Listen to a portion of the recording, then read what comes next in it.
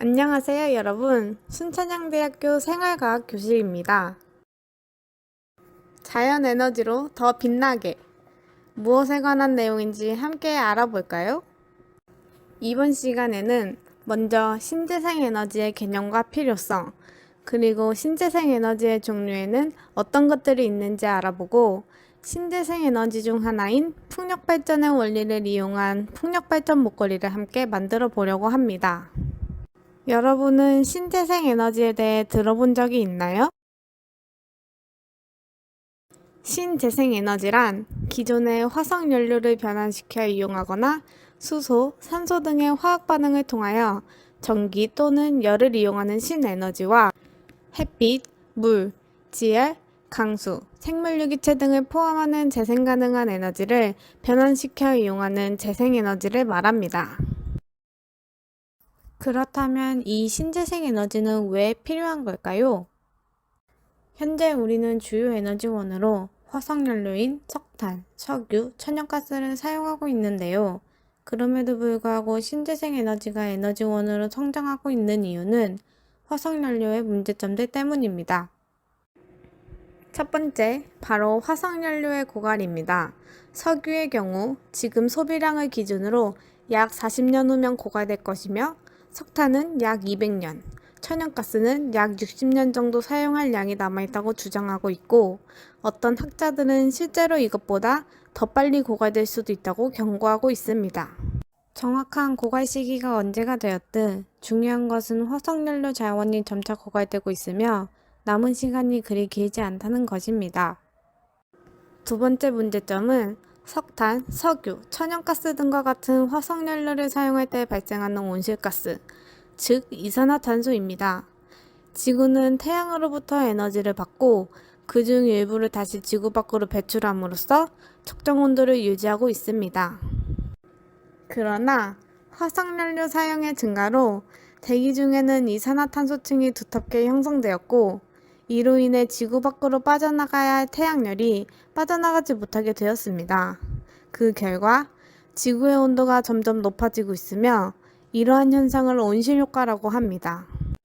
세 번째는 앞서 이야기한 온실효과로 인해 지구의 기온이 상승하면서 나타나고 있는 지구온난화 현상입니다.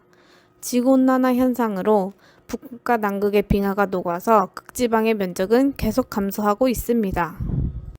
이로 인해 해수면이 상승하면서 해발 고도가 낮은 작은 산들은 물의 잠길 위기에 처했으며 지역적으로 갑자기 많은 비가 내려 홍수가 나거나 오랫동안 비가 오지 않아 가뭄이 계속되는 등 세계적으로 이상기후 현상이 발생하는 경우가 많아졌습니다.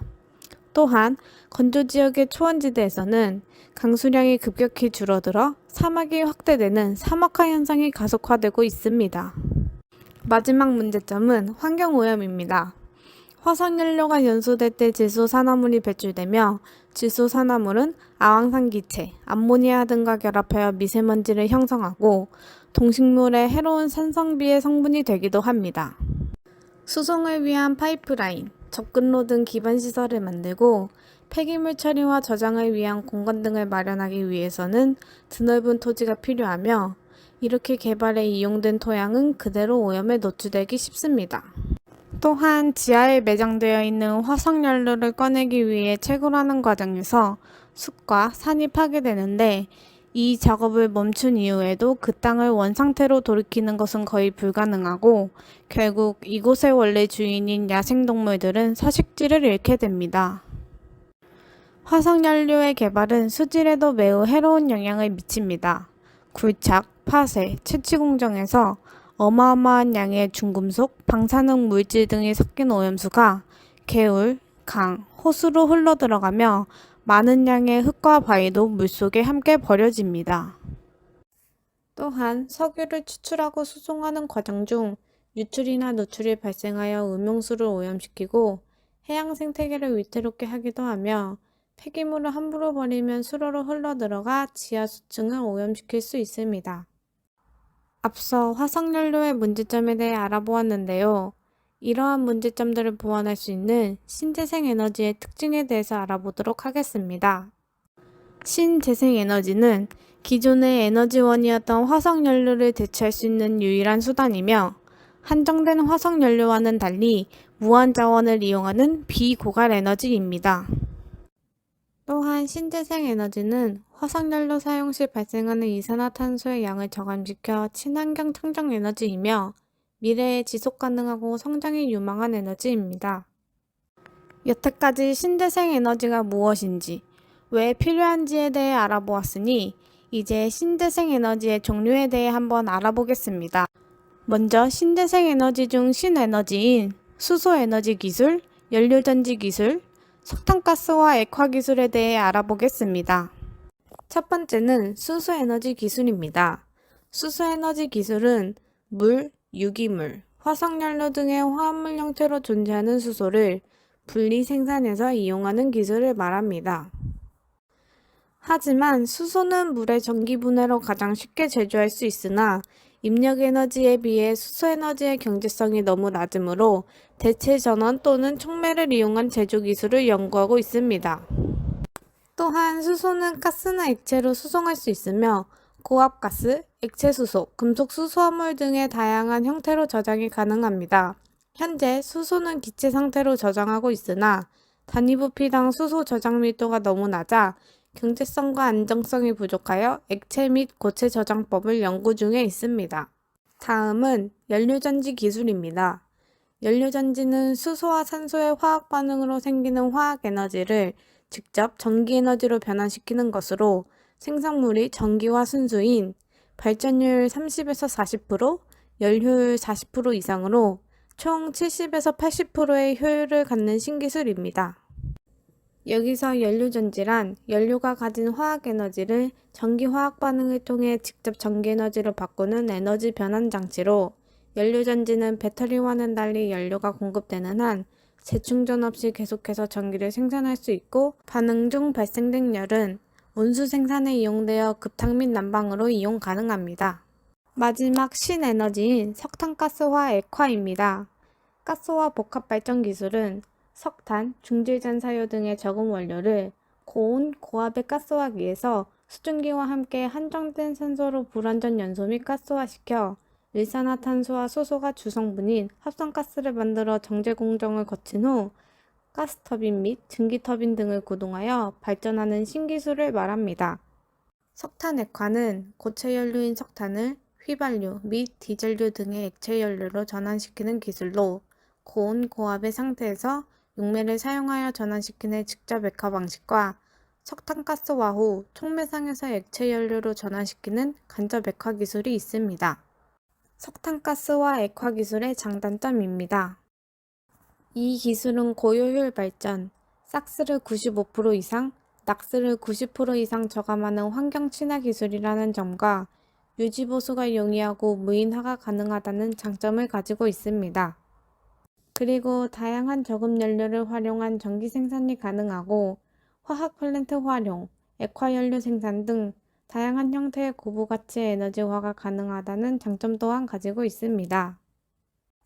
단점은 소요 면적이 넓은 대형 장치 산업으로 시스템 비용이 고가이므로 초기 투자 비용이 높고 복합 설비로 전체 설비의 구성과 제어가 복잡하여 연계 시스템의 최적화, 시스템 고효율화, 운영 안정화 및 저비용화가 요구된다는 것입니다.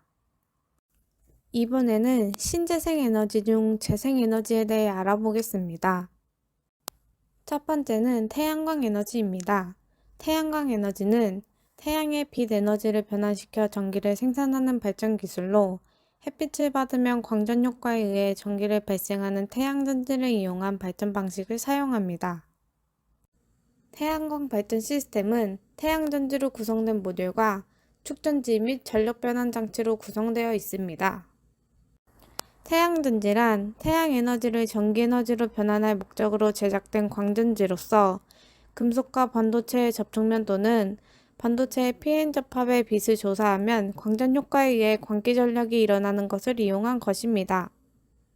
태양광 에너지의 장단점입니다. 태양광 에너지는 에너지원이 청정하고 무제한이며 필요한 장소에서 필요량 발전이 가능하다는 점과 유지보수가 용이하고 무인화가 가능하며 20년 이상의 긴 수명을 가지고 있다는 장점이 있습니다. 그 반면 단점에는 전력 생산량이 지역별 일사량에 의존하고 에너지 밀도가 낮아 큰 설치 면적이 필요하다는 점이 있습니다. 그리고 설치 장소가 한정적이며 시스템 비용이 고가이고 초기 투자비와 발전 단가가 높다는 단점 또한 가지고 있습니다. 두 번째는 태양열 에너지입니다.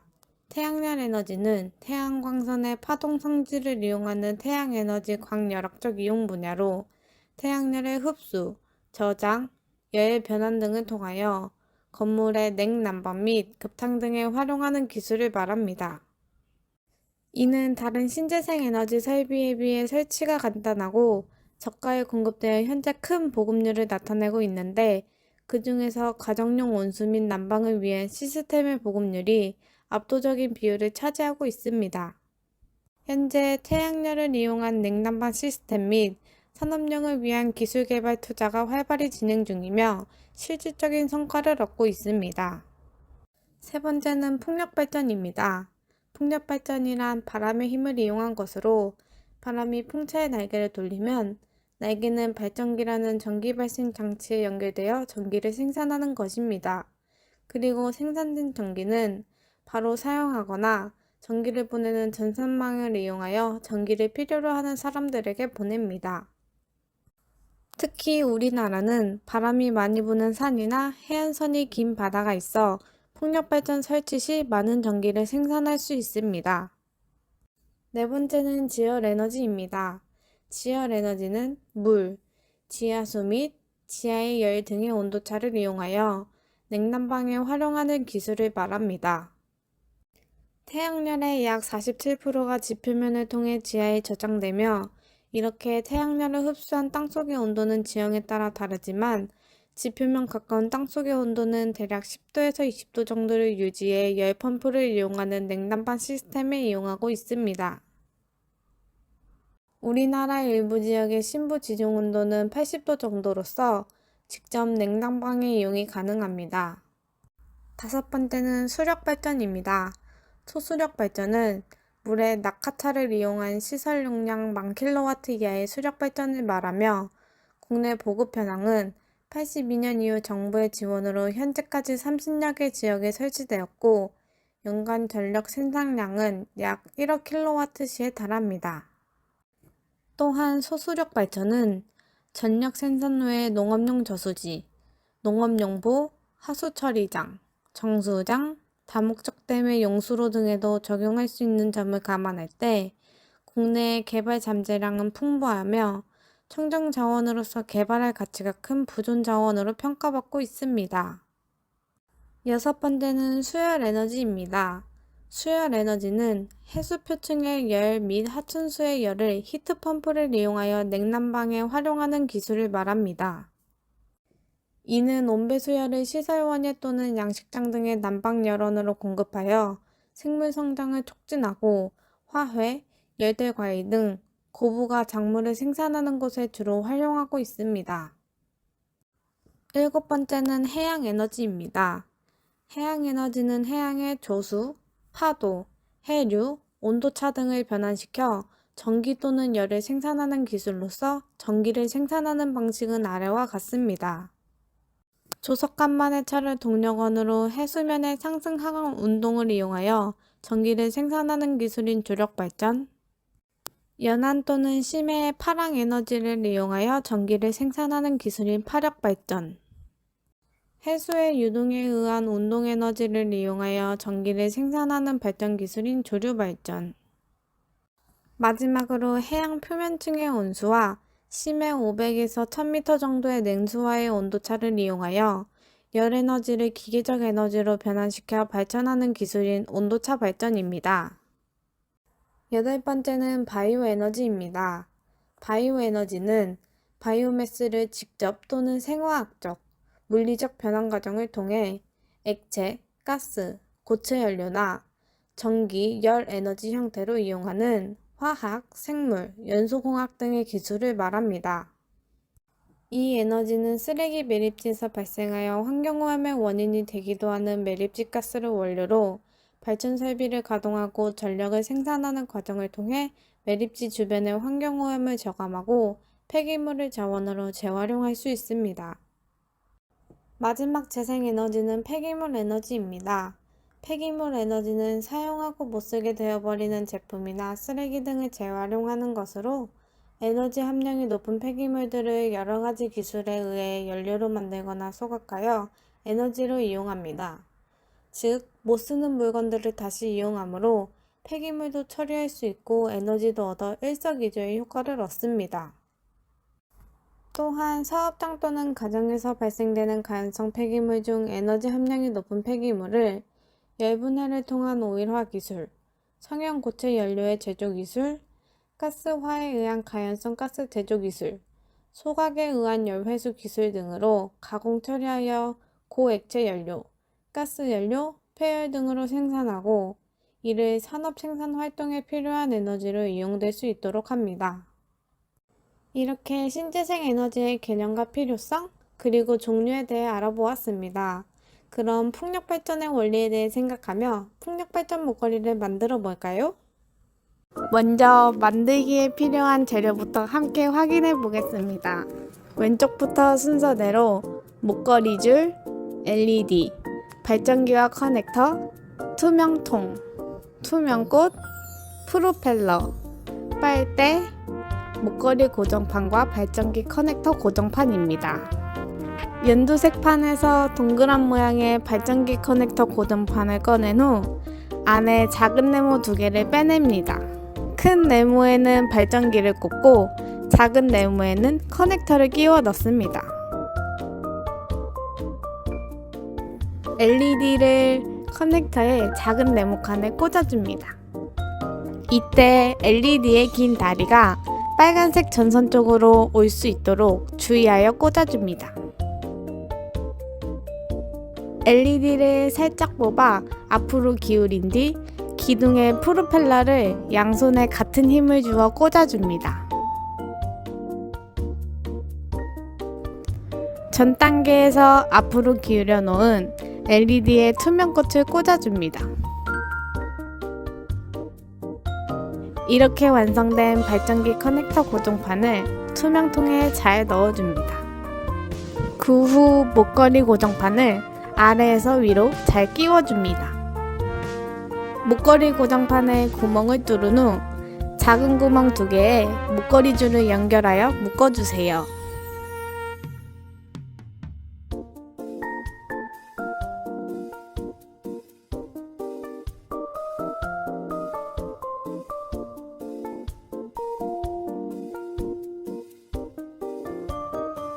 큰 구멍은 빨대를 꽂아 보관하는 곳입니다.